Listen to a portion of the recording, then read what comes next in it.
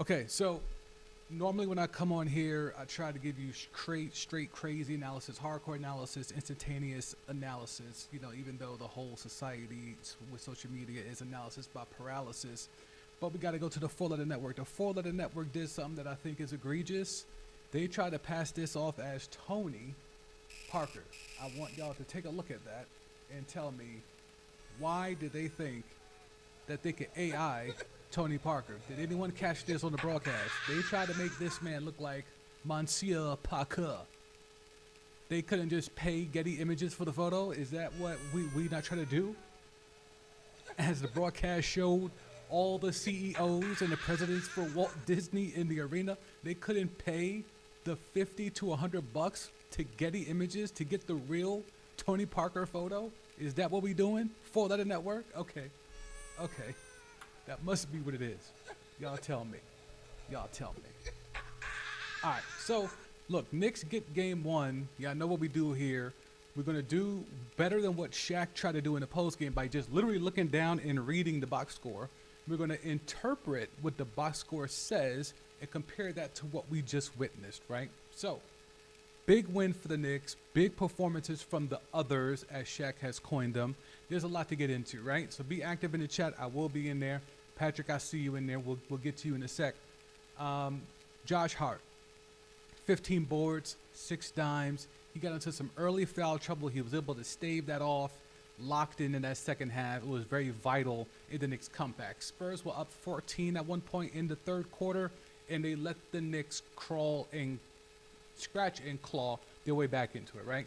Cat with a double-double. Everyone's going to go crazy about his defense. His defense was good. He's been playing defense ever since he's become a Knick, to be quite honest with you, from the meniscus tearing taskmaster Tom Thibodeau to now under Mike Brown. Cat has had a renewed emphasis on defense, right? And you saw some of that tonight. Although I think Big Victor Wembanyama, let him off the hook, and the Spurs guards let Cat off the hook by where they tried to get the ball, the few times that they did try to get the ball to Big Vic, by where they tried to get Vic the ball against Cat. We'll get into that because we have this shot chart. You know how we do here. We dissect the shot chart. It is a very stark difference between Game 1 Victor Wembanyama shot chart in the NBA Finals against the Knicks compared to Game 1 of the Western Conference Finals for Big Vic Victor Wembanyama against the OKC Thunder. We'll talk about it. So double-double for Cat. Brunson obviously gets the guy. He's the guy. He's the leader. He's the one, right? A 30 ball in Game 1.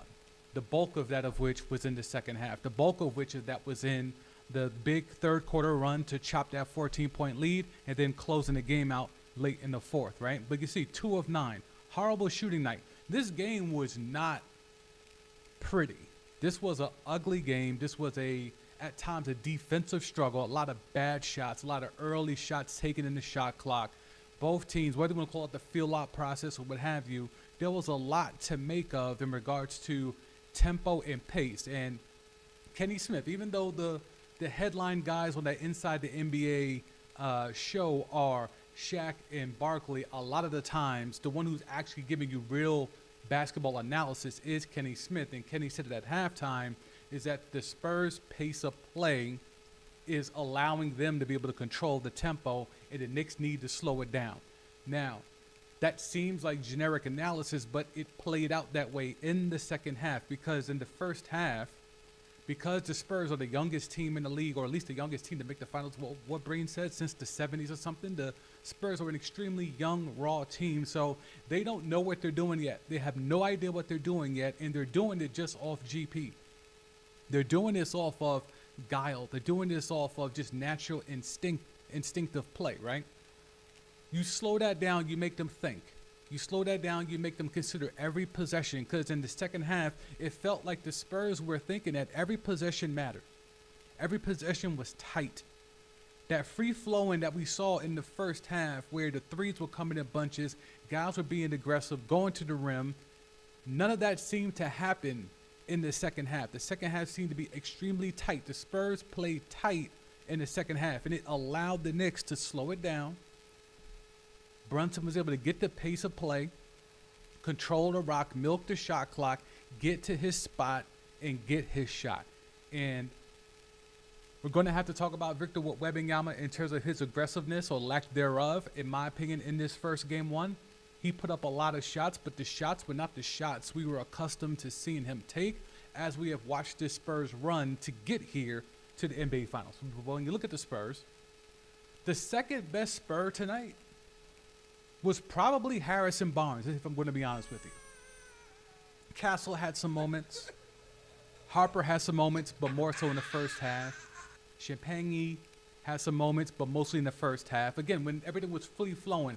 But when the possessions got tight in the second half, Harrison Barnes, to me, looked to be the second best Spur.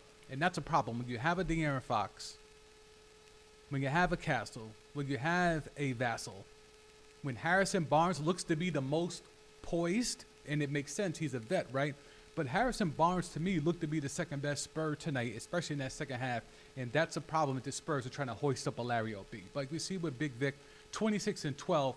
But the 12, to me, is very misleading because I never felt like Victor Wembanyama's defensive presence was established or his physical presence was established. It felt to me as though he was just out there. Now, he's 7'4", 7'5" on a good day. Him just being around is a physical presence, right? Him just being there, it's a physical presence. But when it came down to, are you establishing who you are? Game one's a fill-out game. Game one can also be, I'm going to set the tone. Game one against OKC, when Big Vic went 40 and 20, he set the tone. He was in the paint. He was bully balling in the paint. Now, I'm not saying treat Karl Anthony Towns like shit. That ain't going to happen. But what I'm saying is there was opportunities for Big Vic to go get a bucket or at least to go try to get Cat in foul trouble or even Mitch Robb the minutes he was out there to go and try to draw contact and get a foul. He was trying to get into his KD bag. And as opposed to that game one against OKC where he was a bully, he saw Chet, he saw food. When he saw Cat and he saw Mitch Robb, he did not see food, but it's not even he saw them as prey. It looked like Big Vic was the prey for Mitch Robb and Cat defensively. That has to get flipped if the Spurs are going to make this a real series. That's going to have to get flipped if the Spurs are going to be taken seriously in this series. You cannot have your best player looking tentative in the paint. We hit the chat. Patrick, great defense from the Knicks guards tonight. No doubt. No doubt, because what the Spurs guards and small wings were able to get off in the first half, they got none of that off in the second half. You know, I was texting with one of my homies who's a Knicks fan. Shout out to Ant if he's checking it out. I said, this is why you got Bridges and OG. This series right here is why you kept OG and Bridges. The Knicks were tempted, or have been tempted, to try to break those two up because it looks like you got a gluttony of wings. But when you have good defensive wings, this is why you have those two. Because whether it's Vassell, Castle, Champagny, Harper, or Fox, or even Keldon Johnson gave you nothing tonight. He was on his Jared Allen wave tonight. The lights were bright for Keldon Johnson. But the reason why you kept OG, the reason why you kept Mikal Bridges and you pair them together in tandem is because when you switch, you're switching off from one good defender to another great defender. And that was important for the Knicks tonight.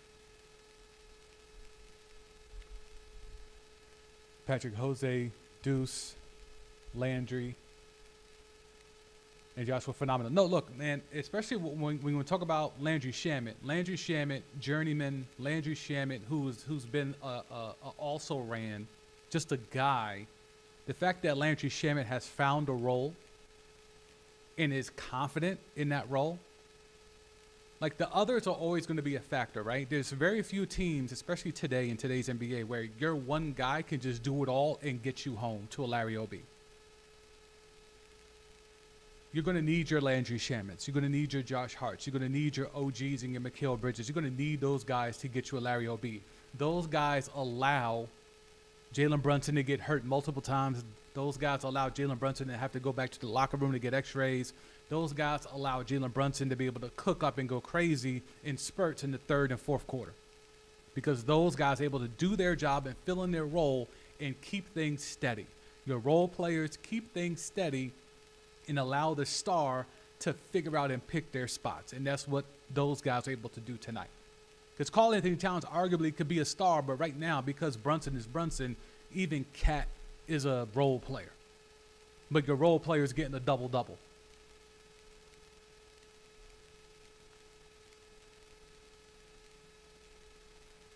If we want to look at the Spurs, right, home cooking wasn't really home cooking. 11 of 43 from three, 25, we'll round up 26% for the Spurs tonight from three. You're not going to win a game at the crib like that. You're not going to win a game like that, okay? So, and I think they out-rebounded the Knicks, right? So even though the physical presence, yeah, they beat the Knicks by 5 on the glass, but that physical presence wasn't there. The guard play alone, in terms of hitting the glass, and you know the broadcast made a lot of points about that in terms of the Spurs guards hitting the glass. The problem with that is if they're on the glass, they can't then get out in transition. So somebody else besides Big Vic from a wing or a front line standpoint needs to get on that glass. And that was not happening tonight. So the guards had to chip in, and Josh Hart still ends up with 15 rebounds. So even though the Spurs guards were doing their thing on the glass, you see Vessel with 9. Kessel had 8. De'Aaron with 4. Harper with 8. That still allowed somehow Josh Hart to have 15 boards. So you're going to have to pick your poison if you're the Spurs. Let Josh Hart get the 15 boards. Let him get that. That's his job. That's what he's supposed to do. He can't go get 15 boards, and then your guards are also not getting out in transition, doing what they do best, which is getting out and run. So the Spurs going to have to make some adjustments. Big Vic is going to have to make some adjustments. And let's go ahead to the shot chart. Let me hit the chat real quick before we do that. Bingo about Wemby. He didn't establish until it was too late. Yeah, I mean, we're about to tap into that right now. Right? Absolutely right now. Victor Wembanyama, let's go to the shot chart. And we'll blow that up. Get to that shot chart. All right, so Big Vic.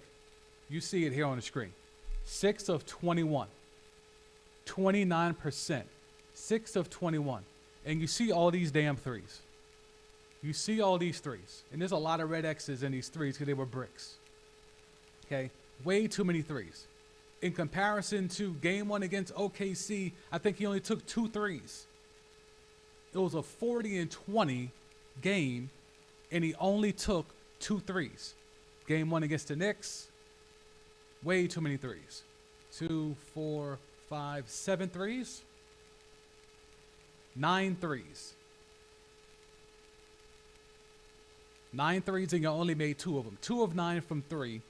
And again, he catches some balls at the elbow, and that's fine. These shots I'm not mad at. Even if these are heavily contested, even if he's getting double, I'm not mad at that.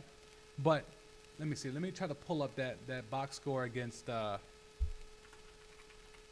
box score against OKC. Big Vic went crazy. Let's go to Spurs. Game 1. Okay. Game 1, shot chart. Spurs. Big Vic. All right. Herein lies the difference. Herein lies the difference, right? Only 2 threes. And look at all these shots in the paint. This is game 1 against OKC. All those shots in the paint. Not even a lot at the elbow. He was in the paint. As opposed to tonight, he's all damn near all perimeter shots, elbow. Now again, Karl Anthony Towns and Mitch Robb are way better defensively than Chet Holmgren, right? So this isn't to suggest that he should be able to do this against the Knicks. But what it can't be is this. It cannot be a repeat of this. 9 threes. And if you want to give me the nonsense of doing everything in the flow of the offense, he took what was given to him. You're not there to take what is given to you by the Knicks. You are there to be the best player in the world. A lot of people are giving you that mantle. They are giving it to you. They're handing it to you. They're saying, Big Vic, here's your spotlight. Take it. And then you go 2 for 9 and look at times lost offensively. He didn't seem to have a feel. He didn't seem to have a rhythm. And this comes with wanting to be the guy. It's scrutiny like this. Being in a spot where you could take control of a series when they were up 14 and the Knicks started chipping away, Big Vic was on the bench. And then the Knicks kept chipping away. Then he got it down to 6. And then they decided to put Big Vic back in there. And when he did, the lead was already squandered at that point, and he took him a while to get his rhythm back.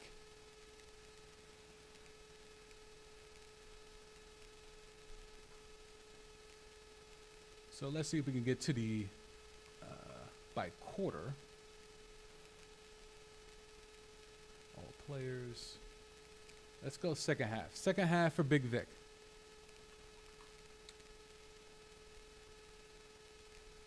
The bulk of his shots were perimeter in the second half.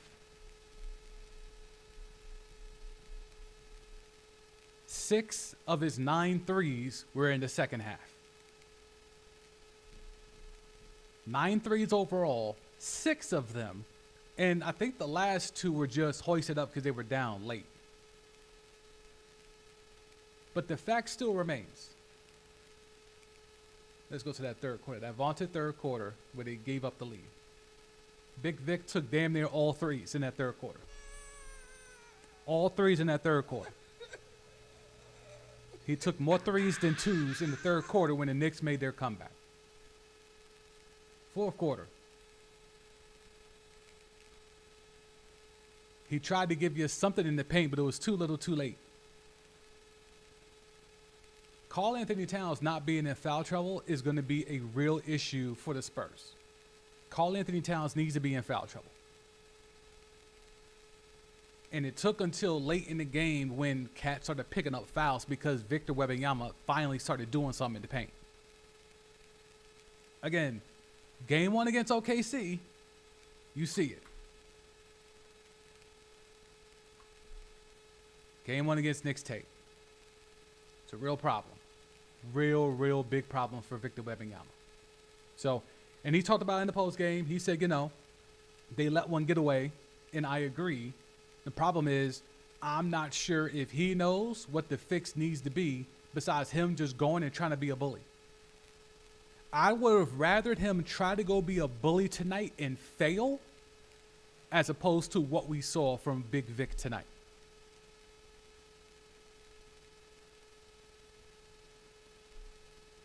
Patrick Jose coming in the second quarter, set the tempo for the whole game. I mean, yeah, Alvarado was huge, played well defensively, which is his penchant, but then he also was able to chip in and give you some buckets, get some transition stuff.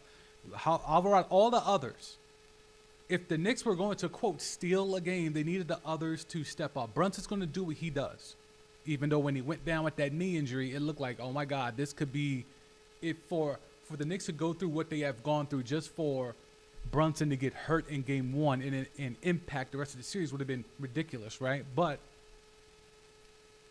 be that as it may, while Brunson's in the locker room getting tended to, the others, like your Brunsons, like your Shamans, were able to steady the ship.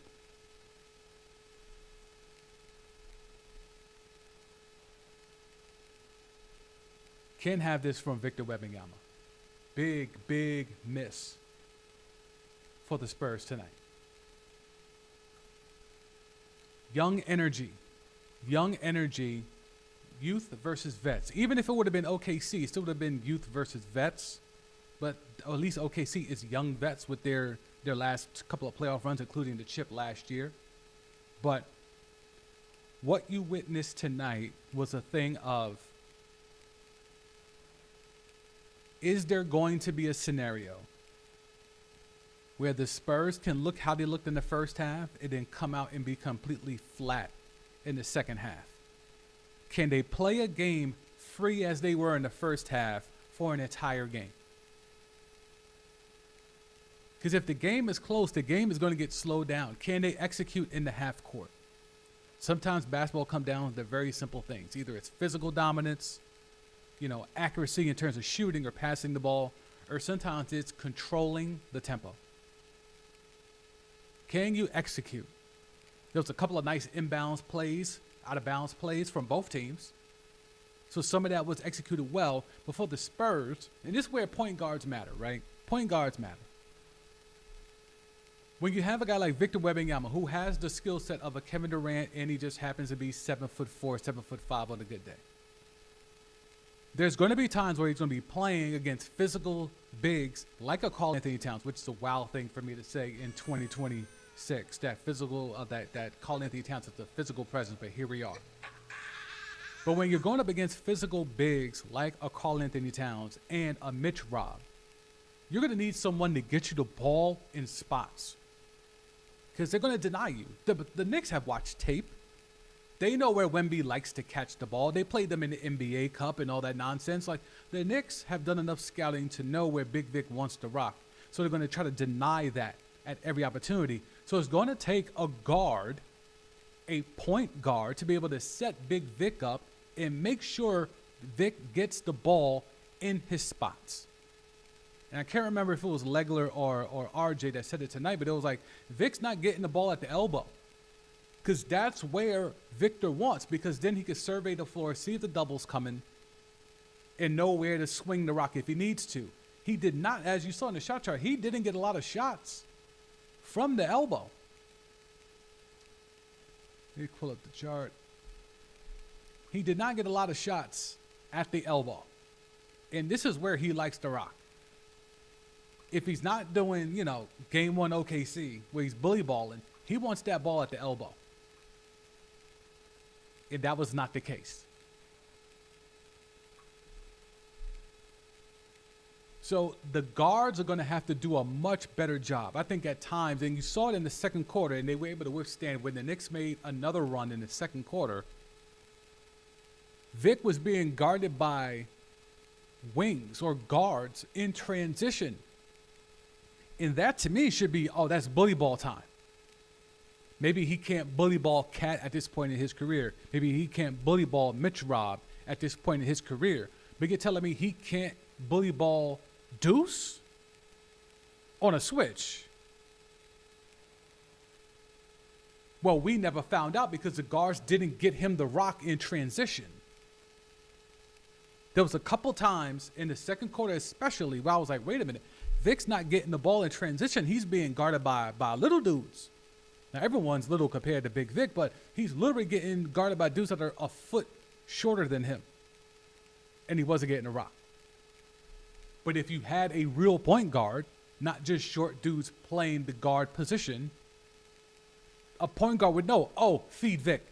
Take advantage of that. Whether it's getting to the free throw line or drawing into defense that collapses and then you drive and kick.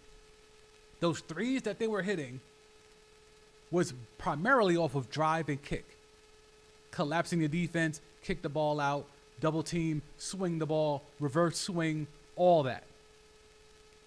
But there were a couple of times in transition where you had early offense, again, pushing the tempo, executing and establishing the pace of play, where that was not happening.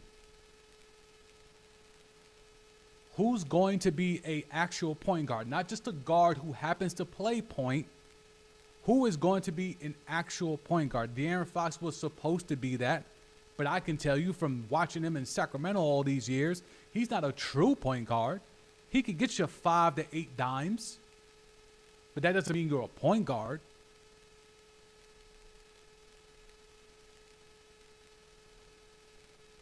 I mean, Brunson averages 7 dimes. We know he ain't a point guard.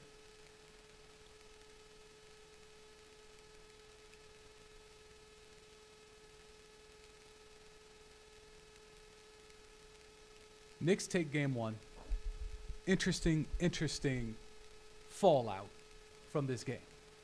I am extremely looking forward to game two. And they already starting to put that in our ears. Oh, it's a must win for the Spurs and all this stuff. I'm not saying that it ain't. I'm also not certain that it is. Because I think there's certainly scenarios where it could play out where the Knicks can go and steal both games on the road and still come back to the Mecca with all the pressure, 3 and 4 in the Mecca, the Garden going crazy, and they could lose 2 straight. They could most certainly lose 2 straight. But I think if you are the Spurs, Victor Wembanyama, and he admitted it in the post game. I'll pull up some of his quotes here. Victor Wembanyama, I was bad tonight. It's not more complicated than that. And while that may be the case, while you were this good against OKC in Game 1, you cannot be this bad against the Knicks in Game 1 of the NBA Finals. Being bad is, like I said earlier, if he was trying to be physical and he was over-aggressive, picked up some early offensive fouls, something like that, or just was brick city in the paint, I could live with that. He's 7'4", 7'5" on a good day. He's supposed to be the face of the league. I get that. What I don't get is being 2 of 9 from 3 in Game 1.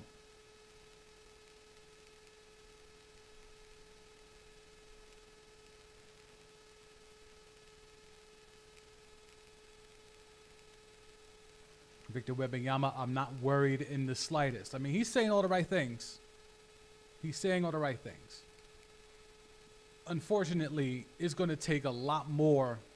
Like, Chet Holmgren's not walking through that door, right? Chet Holmgren is not walking through that door. There's going to be a lot of questions being brought up tonight. This is a good question. Why was Dylan Harper benched in a 1-point game with 4 minutes left? That's a good question. Although the second half, Dylan Harper wasn't going crazy. He was being a little, of the guys that went off for the Spurs in the first half, Champagne, Castle, and Vassell and Harper. Harper was the better of that bunch, but not by a lot. So why was he benched with 4 minutes to go in a 1-point game? I'm not sure. I don't think it was a Jared Allen type of deal where the lights were too bright. But I certainly didn't see anything that was like a glaring omission. The glaring omission for me was when the Spurs were up 14. The Knicks are starting to come back, and Big Vic is marinating on the bench. That's your only trump card. His presence alone, whether he is established or not, his presence alone is enough to detract shots. When Brunson's getting into the lane and getting to his shot, he got to his shot. Let's pull up his shot chart while we're here. And let's blow that up. This looks like your normal Jalen Brunson shot chart, right? How many shots? 31 shots. I mean, good Lord. 31 shots for their point guard. So this looks like a normal Jalen Brunson. This right here, this is his spot. If you haven't figured it out, if you haven't realized it, and for those that are listening, right elbow is Jalen Brunson's sweet spot. The majority of his shots are always going to come from the right elbow out. When he's coming off those screens and he gets the switches, this is where he's trying to get to.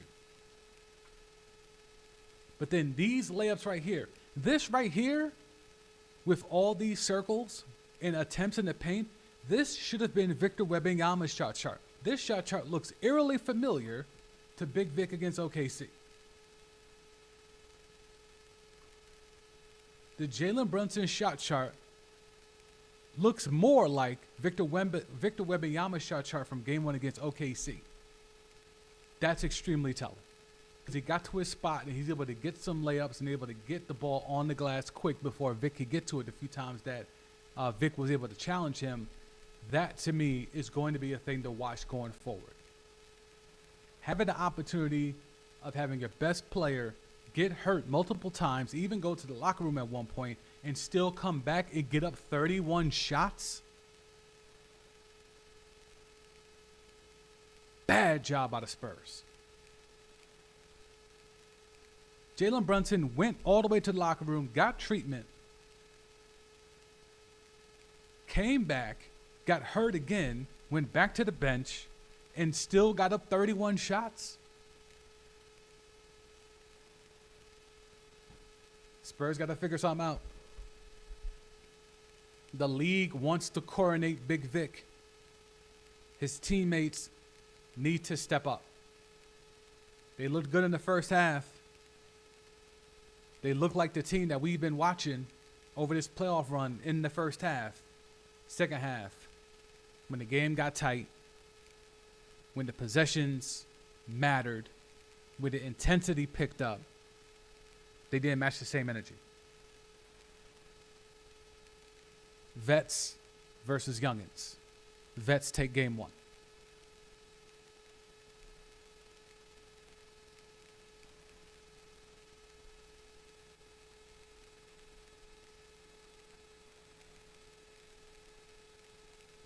Let's see, do we have anything of significance?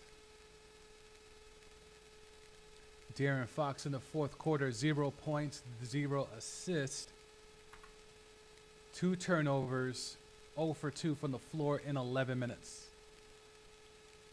Dylan Harper led the Spurs in scoring through 3 quarters, but only played 3 minutes and 33 seconds in the fourth.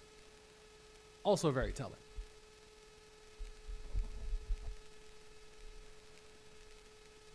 All right, let's see. What more can we do before we get up out of here? You know how we do these. We do these quick, easy, my fresh, authentic thoughts, not being judged or whatever by, or not being influenced by others and their opinions, and then I'm just regurgitating or remixing what they say. No, this is my fresh, authentic thoughts, fresh off of watching game one. This is how we do. We're going to do these streams after each game, whether it's right after the game or the morning after, because there will be some days where these games coincide with me working. So on the days like that, like I think that game 2 is Friday, but not get a stream Friday night. After game, I'll be working that night. So probably get a stream or a drop early Saturday morning. So that's how we're going to do that. Nights when I'm off, I got you with a stream. Nights when I'm working, next morning. That's how we're going to do it. All right? All right, Knicks take game 1. 3 more Knicks tape. 3 more. Will the Knicks do it? Will the Knicks do the unthinkable? Will the Knicks do something that they haven't done in 53 years? The last time the Knicks were in the finals, they faced a Spurs team with a youngin' big man that was going to be the best player in the world. That was soon to be the best player in the world. 27 years later, the Knicks are in the finals, facing a Spurs team with the player that is going to be the best player in the world. Knicks lost in 5 27 years ago. Right now, the Knicks could still lose in 5. So something tells me that's not going to happen. Knicks are not going to lose in 5.